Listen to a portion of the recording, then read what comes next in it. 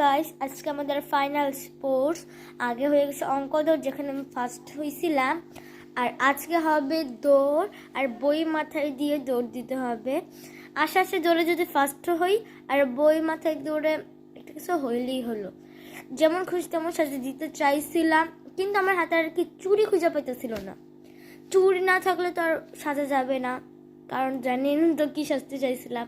তার জন্য এবার ভাবছি দিবই না, আর কি করার। যাই হোক,